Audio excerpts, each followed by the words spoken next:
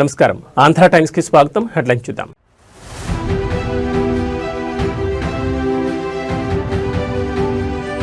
కేంద్ర జలశక్తి మంత్రితో సీఎం చంద్రబాబు భేటీ. ఏపీ ప్రాజెక్టులపై కీలక చర్చ.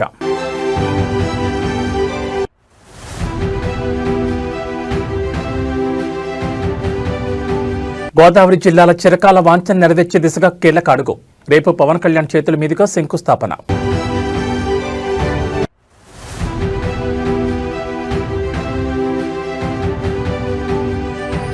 ఫోన్ ట్యాపింగ్ కేసులో big update. Prabhakar Rao custodial విచారణ పొడిగింపు.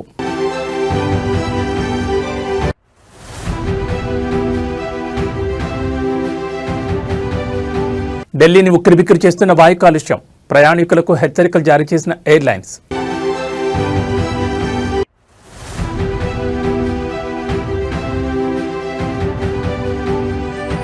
వలస విధానంపై అమెరికా అధ్యక్షుడు మరో కఠిన వైఖరి. గ్రీన్ కార్డ్ లాటరీని నిలిపేసిన ట్రంప్. ఇక డీటెయిల్స్ చూస్తే ఉద్యోగ నియామకాల విషయంలో సర్వీస్ కమిషన్లు వేగంగా స్పందిస్తున్నాయని రాష్ట్రపతి ద్రౌపది ముర్ము అన్నారు. రామోజీ ఫిల్మ్ సిటీలో నిర్వహించిన పబ్లిక్ సర్వీస్ కమిషన్ చైర్పర్సన్ల నేషనల్ కాన్ఫరెన్స్లో మాట్లాడారు.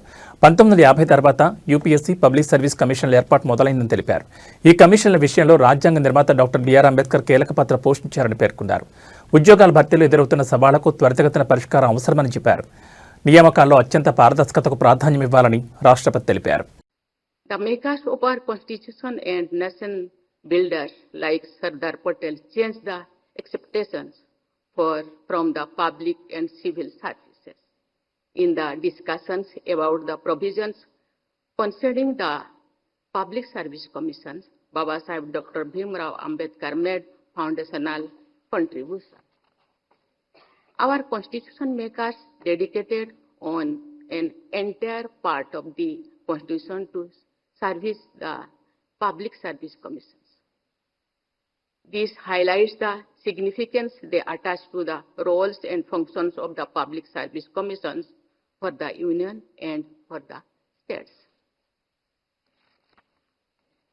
Our constitutional ideals of social, economic, and political justice and equality of status and of opportunity are most pertinent to the functioning of the Public Service Commissions.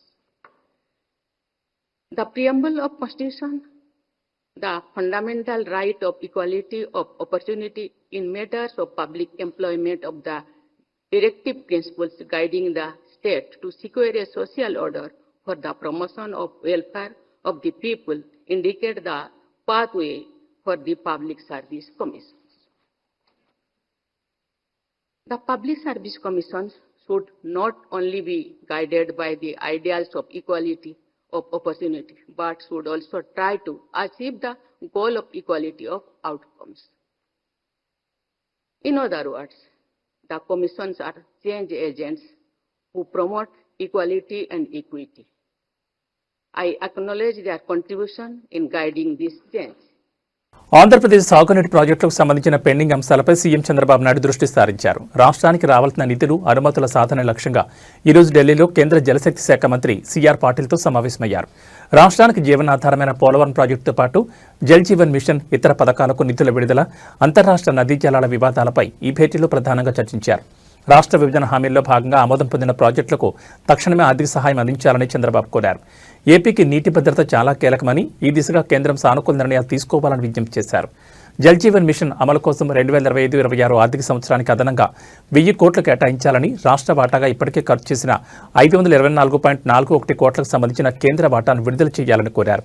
అలాగే PM కృషి సించాయ్ యోజన కింద చెరువుల పునరుద్ధరణకు నిధులు మంజూరు చేయాలని విన్నవించారు. పోలవరం జాతీయ ప్రాజెక్టు పనుల పురోగతిని కేంద్ర మంత్రికి వివరించిన సీఎం పెండింగ్లో ఉన్న అనుమతులను వెంటనే మంజూరు చేయాలని కోరారు. రెండో దశ పనులకు అవసరమైన నిధులపై త్వరలోనే సమగ్ర నివేదిక సమర్పిస్తామని తెలిపారు. వంశధార ట్రిబ్యునల్ తీర్పును అమలు చేసి శ్రీకాకుళం జిల్లా కరువు ప్రాంతాలకు ఉపయోగపడే నేరడి బ్యారేజ్ నిర్మాణానికి అనుమతులు ఇవ్వాలని కోరారు.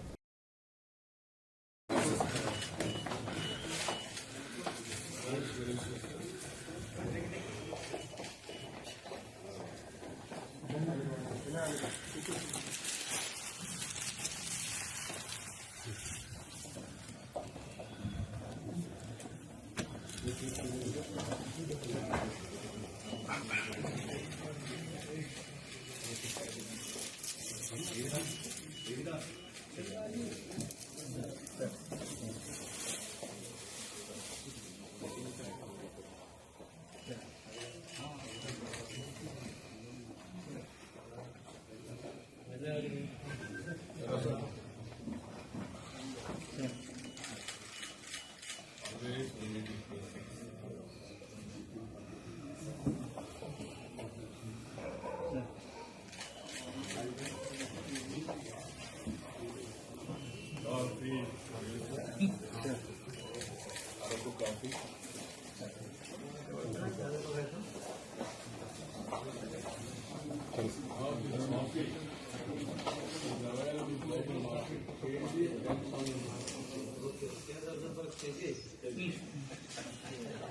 ఉమ్మడి గోదావరి జిల్లాల ప్రజల దశాబ్దాల కలను సాకారం చేసే దిశగా కూటమి ప్రభుత్వం కీలక అడుగు వేస్తోంది. సుమారు 3,050 కోట్ల భారీ వ్యయంతో చేపట్టనున్న గోదావరి వాటర్ గ్రిడ్ ప్రాజెక్టు పనులకు ఉప ముఖ్యమంత్రి పవన్ కళ్యాణ్ రేపు శంకుస్థాపన చేయనున్నారు.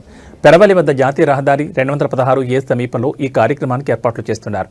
ఈ ప్రాజెక్టు ద్వారా 5 జిల్లాల్లోని 67.82 లక్షల మందికి సురక్షితమైన శుద్ధి చేసిన తాగునీటిని అందించనున్నారు. ఈ బృహత్తర పథకంలో భాగంగా ధవళేశ్వరం, బొబ్బర్లంక, వేమగిరి వద్ద గోదావరి జలాలను సేకరించి అత్యాధునిక సాంకేతికతతో శుద్ధి చేస్తారు. మొత్తం 2 దశల్లో ఈ పనులు చేపట్టనున్నారు. తొలి దశలో 1,650 కోట్లతో ఉమ్మడి తూర్పుగోదావరి జిల్లా పరిధిలోని 11 నియోజకవర్గాల్లో 39.64 లక్షల మందికి, రెండో దశలో 1,400 కోట్లతో ఉమ్మడి పశ్చిమ గోదావరి జిల్లా పరిధిలోని 12 నియోజకవర్గాల్లో 28.18 లక్షల మందికి తాగునీటిని అందిస్తారు. జల్ జీవన్ మిషన్ నిధులతో చేపట్టే ఈ ప్రాజెక్టును రాబోయే 2 ఏళ్లలో పూర్తి చేయాలని ప్రభుత్వం లక్ష్యంగా పెట్టుకుంది.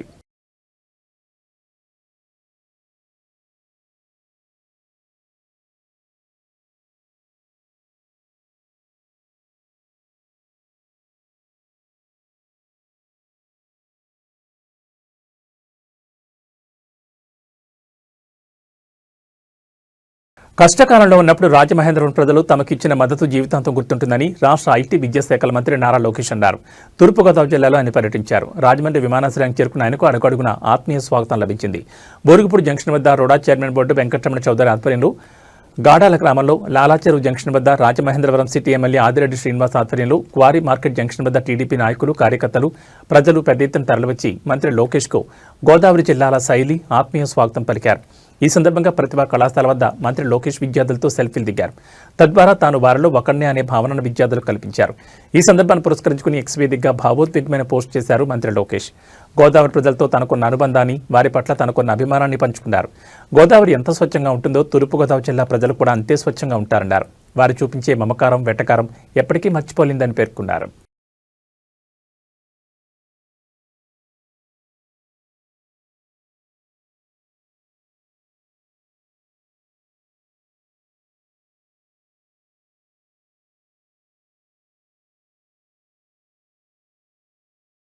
సిద్దిపేట ఎమ్మెల్యే మాజీ మంత్రి హరీష్ రావు దాతృత్వం ప్రదర్శించారు. పేద విద్యార్థిని వైద్య విద్య ఫీజు కోసం బ్యాంకులో తన స్వగృహాన్ని మార్టిగేజ్ పెట్టారు. మమత అనే అమ్మాయికి పీజీ ఎంట్రన్స్లో సీట్ రావడంతో ట్యూషన్ ఫీజులకు ఏటా 7.50 లక్షల రూపాయలు చెల్లించాలని కళాశాల యాజమాన్యం తెలిపింది. బ్యాంకు రుణం కోసం వెళ్ళగా ఏదైనా ఆస్తిని తనఖా పెడితేనే రుణం మంజూరు చేస్తామని బ్యాంకు సిబ్బంది స్పష్టం చేశారు. ఇదే విషయాన్ని విద్యార్థిని మమత తండ్రి రామచంద్రం హరీష్ రావు దృష్టికి తీసుకెళ్లారు. సిద్దిపేటలోని తన స్వగృహాన్ని బ్యాంకులో తనఖా పెట్టి 20 లక్షల ఎడ్యుకేషన్ లోన్ మంజూరు చేయించారు. హాస్టల్ ఫీజుకి ₹1,00,000 సహాయం చేశారు.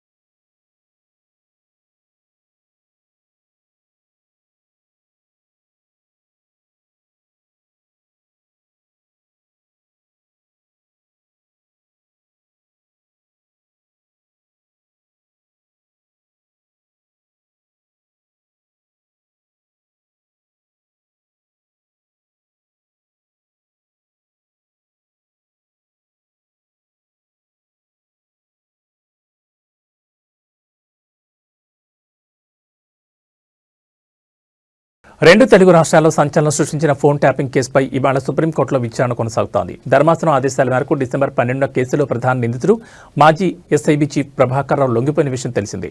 ఈ మేరకు జస్టిస్ జీవీ రాఘరత్న ధర్మాసనానికి సిట్ తరపు న్యాయవాది ప్రభాకర్ రావుకు సంబంధించి వారం రోజుల కస్టోడియల్ రిపోర్ట్ను అందజేశారు. అయితే ఆ రిపోర్టులో చివరిగా నిందితుడి విచారణకు ఏమాత్రం సహకరించడం లేదని, మరోసారి కస్టోడియల్ విచారణ అవసరం ఉందని పేర్కొన్నారు. ఇరుపక్షాల వాదనలు విన్న సుప్రీం ధర్మాసనం ఈ నెల 25 వరకు ప్రభాకర్ రావు కస్టోడియల్ విచారణను పొడిగిస్తున్నట్లుగా ప్రకటించింది.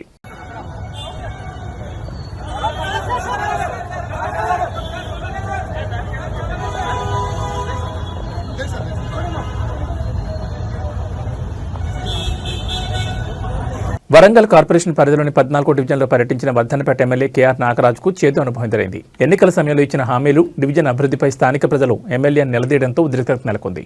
డివిజన్ సమస్యలను పరిశీలించేందుకు వచ్చిన ఎమ్మెల్యేను చూడగానే స్థానికులు ఒక్కసారిగా చుట్టుముట్టారు. తమ ప్రాంతంలో డ్రైనేజ్ వ్యవస్థ అస్తవ్యస్తంగా ఉందని, రోడ్ల మరమ్మతులు జరగడం లేదని ఆగ్రహం వ్యక్తం చేశారు. గెలిచిన తర్వాత ఇప్పుడు కనిపిస్తున్నారా, అభివృద్ధి ఎప్పుడు చేస్తారంటూ ప్రజలు ప్రశ్నల వర్షం కురిపించారు. ప్రజల నుంచి ఊహించని రీతిలో నిరసన వ్యక్తం కావడంతో ఎమ్మెల్యే కేఆర్ నాగరాజుకు ఏం చేయాలో పాల్పలేదు. స్థానికుల నిలదీతకు సరైన సమాధానం చెప్పలేక అక్కడి నుంచి మౌనంగా వెనుదిరిగి వెళ్లిపోయారు. ఈ ఘటన వరంగల్ రాజకీయ వర్గాల్లో చర్చనీయాంశంగా మారింది. అధికార పార్టీ ఎమ్మెల్యేపై ప్రజలు ఇలా బహిరంగంగా తిరగబడడంపై రాజకీయ విశ్లేషకులు ఆసక్తిగా చూస్తున్నారు.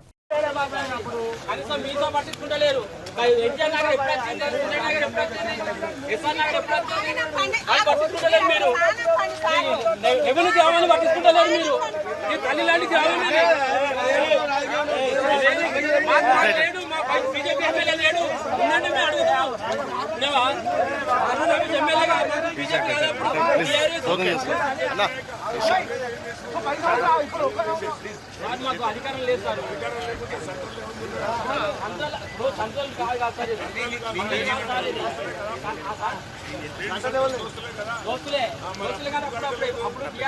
ఓకేనా ఓకే అన్న ఒకటి గ్రామాలు ఎందుకు పట్టుకుంటలేరు? మీ నాయకులు ఉన్నారు కాదన్నా, చెప్పలేరు.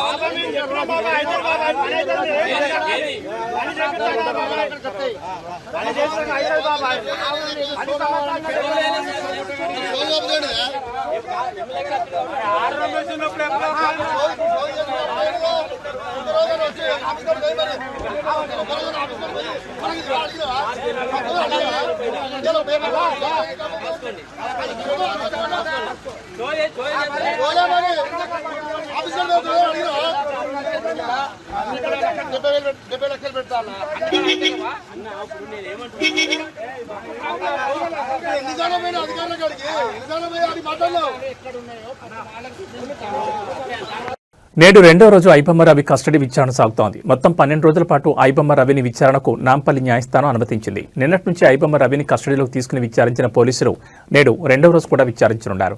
ఐబొమ్మ రవిని సైబర్ క్రైమ్ కార్యాలయంలో పోలీసులు విచారించనున్నారు. పైరసీ సినిమాలతో పాటు విదేశాల్లో ఆయన బ్యాంకు లావాదేవీలు, కరేబియన్ దీవుల్లో కార్యాలయం సిబ్బంది వివరాలతో పాటు విదేశీ నగదును ఏ బ్యాంకుల్లో దాచిపెట్టారన్న దానిపై కూడా నేడు పోలీసులు ఐబొమ్మ రవిని విచారించే అవకాశం ఉంది. దాదాపు 12 కేసులకు పైగానే ఐబొమ్మ రవిపై నమోదైన నేపథ్యంలో ఈసారి కస్టడీలో విచారణ కీలకంగా మారనుంది.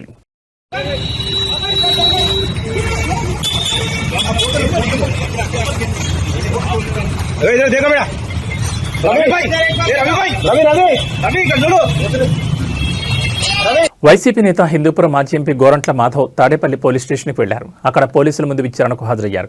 ఈ క్రమంలో పోలీసులు మాధవ్ను విచారించారు. అనంతరం సిఆర్పిసి 41A నోటీసుల నుంచి పంపించారు. కేసు విచారణకు సహకరించాలని సూచించారు. అయితే గతంలో మాజీ ఎంపీ గోరంట్ల మాధవ్ తాడేపల్లిలో మంత్రి నారా లోకేష్పై అనుచిత వ్యాఖ్యలు చేశారు. దీనిపై టీడీపీ నేతలు తాడేపల్లి పోలీస్ స్టేషన్లో ఫిర్యాదు చేశారు. వారి ఫిర్యాదు మేరకు పోలీసులు కేసు నమోదు చేశారు. వైసీపీ అధినేత వైఎస్ జగన్ రాప్తాడు పర్యటనలో పోలీసులు తగిన భద్రత కల్పించకపోవడంపై మాధవ్ ఆగ్రహం వ్యక్తం చేశారు.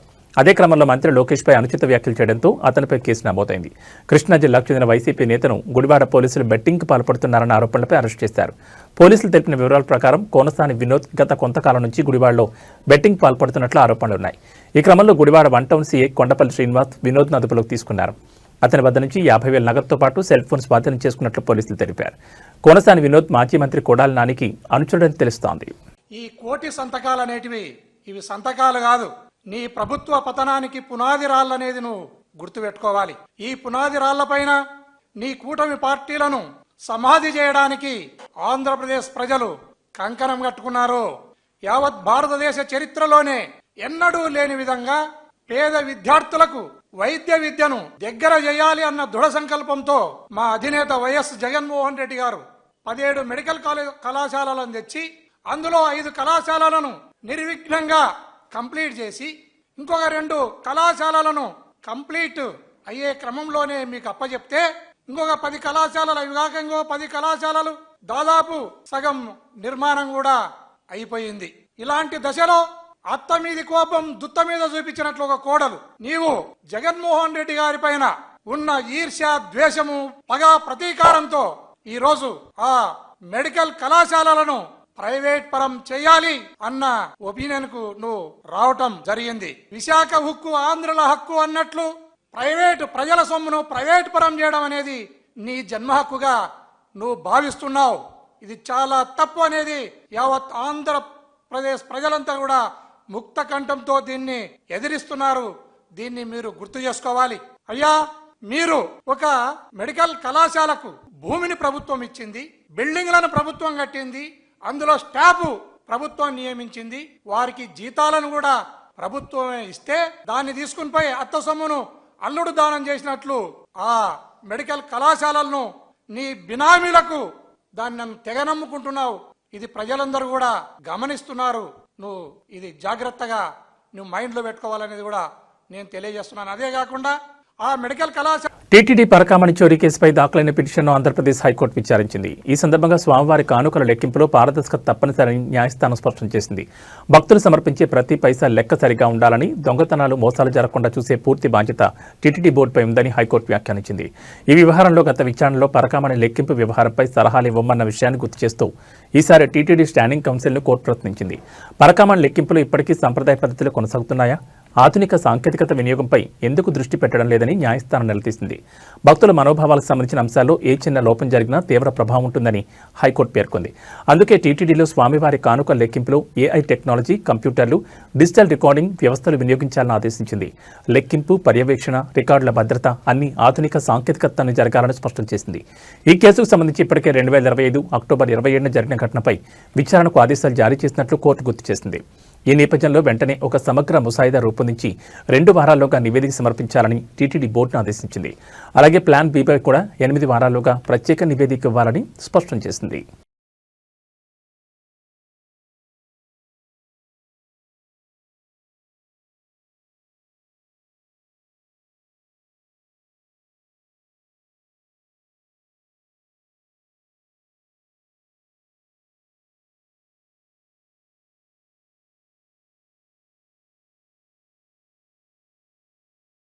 పెద్దపల్లి జిల్లా మందని మండలం అడవి సోమన్పల్లిలో మానేరు నదిపై నిర్మించిన చెక్ డ్యాం ధ్వంసానికి కారణం పేల్చివేతనే అనే అనుమానాలు బలపడుతున్నాయి. ఘటనా స్థలంలో శిథిలాలను పరిశీలిస్తే దిగువ కాకుండా ఎగువ భాగం వైపు పడి ఉండడమే ఇందుకు కారణమని తెలుస్తోంది. ఇదే వాదనను ఇంజనీరింగ్ నిపుణులు గట్టిగా వినిపిస్తున్నారు. చెక్ డ్యాం ఎగువ భాగంలో ఇసుక అక్రమ రవాణాకు తెరతీసేందుకు పేల్చివేత కుట్ర పన్నారని స్థానికులు ఆరోపిస్తున్నారు. క్షేత్రస్థాయిలో పరిశీలించిన మందని ఐబీడీఈ రమేష్ బాబు, ఏఏ నిఖిల్ చెక్ డ్యాంను ధ్వంసం చేశారని అభిప్రాయానికి వచ్చారు. ఈ మేరకు పోలీసులకు ఫిర్యాదు చేశారు. గతంలో 12 లక్షల క్యూసెక్ల వరదను తట్టుకుని నిలిచిన చెక్ డ్యాం ఇప్పుడు అతి తక్కువ ప్రవాహం ఉన్నప్పుడు ఎలా కూలిపోతుందని ఫిర్యాదులో అనుమానాలు పేర్కొన్నారు. ఐబీ అధికారులు చెప్తున్నట్లుగా చెక్ డ్యాంలో కనీసం 1,00,000 క్యూసెక్లు కూడా నిలవలేని సమయంలో, ఎగువ నుంచి 1000 క్యూసెక్ల వరద కూడా రాని సమయంలో ఎలా కొట్టుకుపోతుందని, ఇది ఖచ్చితంగా ధ్వంసమేనని బలంగా చెప్పారు.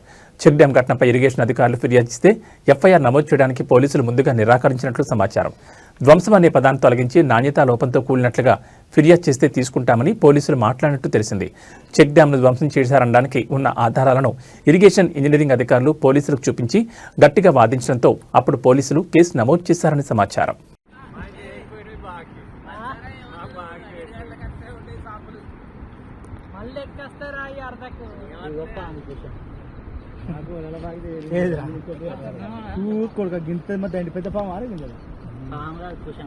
అదే కానీ కూర్చాం నాగబాబు కూర్చాం. అది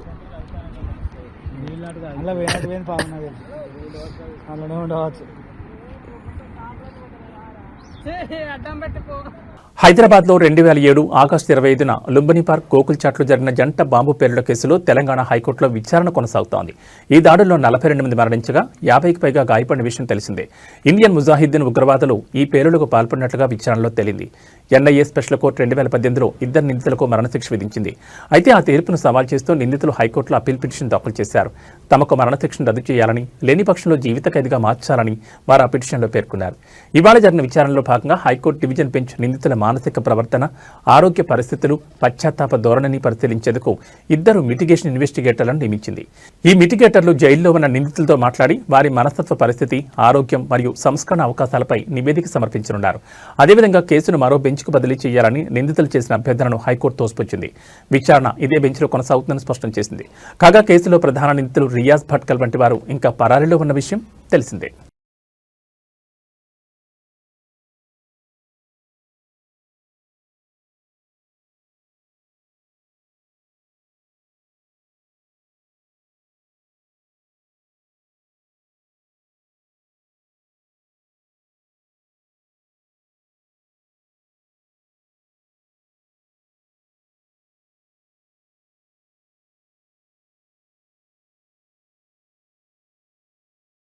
దేశ రాజధాని ఢిల్లీని ఇవాళ దట్టమైన పొగమంచు కమ్మేసింది. దీని కారణంగా దృశ్య స్పష్టత తీవ్రంగా పడిపోవడంతో విమాన రాకపోకలపై తీవ్ర ప్రభావం పడింది.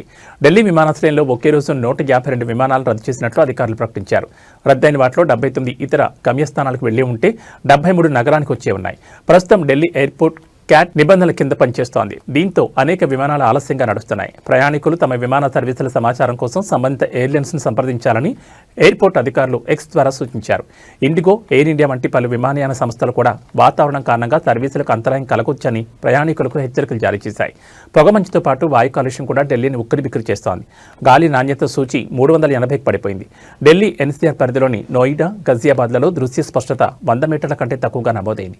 దీంతో భారత వాతావరణ శాఖ నగరానికి ఎల్లో అలర్ట్ జారీ చేసింది. ఇదే తరహా పరిస్థితి ఉత్తరప్రదేశ్లోనూ నెలకొంది. అక్కడ కూడా రానున్న 2 రోజులకు పొగమంచు హెచ్చరికలు జారీ చేశారు.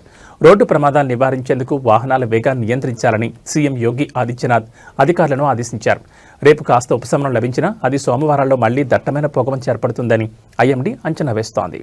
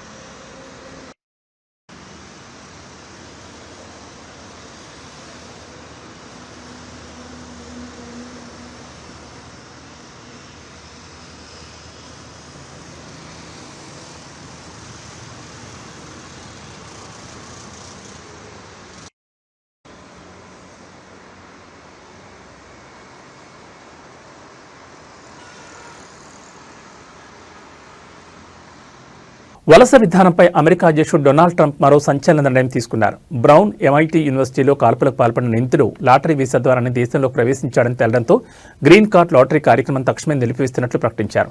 ట్రంప్ ఆదేశాల మేరకు United states citizenship and immigration services ఈ కార్యక్రమం నిలిపివేయాలని ఆదేశించినట్లు homeland security secretary Christie నోమ్ social media platform Xలో తెలిపారు. ఇంతటి ఘోరానికి పాల్పడిన వ్యక్తిని మన దేశంలోకి అస్సలు అనుమతించాల్సింది కాదని ఆమె పేర్కొన్నారు. పోర్చుగల్ జాతీయుడైన క్లాడియో నెవెస్ వాలెంట్ బ్రౌన్ యూనివర్సిటీలో కాల్పులు జరిపి 2 విద్యార్థులను చంపి మరో 9 మందిని గాయపరిచాడు. అలాగే MITలో ఒక ప్రొఫెసర్ను కూడా హత్య చేశాడు. ఆ తర్వాత గురువారం సాయంత్రం తుపాకీతో కాల్చుకుని ఆత్మహత్య చేసుకున్నట్లు అధికారులు వెల్లడించారు. నిందితుడు 2017లో డైవర్సిటీ వీసా లాటరీ ద్వారానే చట్టబద్ధమైన శాశ్వత నివాస హోదా పొందాడని US అటార్నీ లియా ఫోలీ తెలిపారు. అమెరికాలో తక్కువ ప్రాతినిధ్యం ఉన్న దేశాల వారికి ప్రతి ఏటా లాటరీ పద్ధతిలో 50,000 గ్రీన్ కార్డులు జారీ చేసేందుకు కాంగ్రెస్ ఈ డైవర్సిటీ వీసా ప్రోగ్రాంను రూపొందించింది. ట్రంప్ చాలా కాలంగా ఈ లాటరీ విధానాన్ని వ్యతిరేకిస్తున్నారు. తాజా ఘటనను కారణంగా చూపి తన వలస విధాన లక్ష్యాలను ముందుకు తీసుకెళ్తున్నారని విశ్లేషకులు భావిస్తున్నారు. ఈ నిర్ణయంపై న్యాయపరమైన సవాలు ఎదురయ్యే అవకాశం ఉంది. Well, we keep it, I guess. Where's it go? What does it go to? Well, you have to follow the tanker.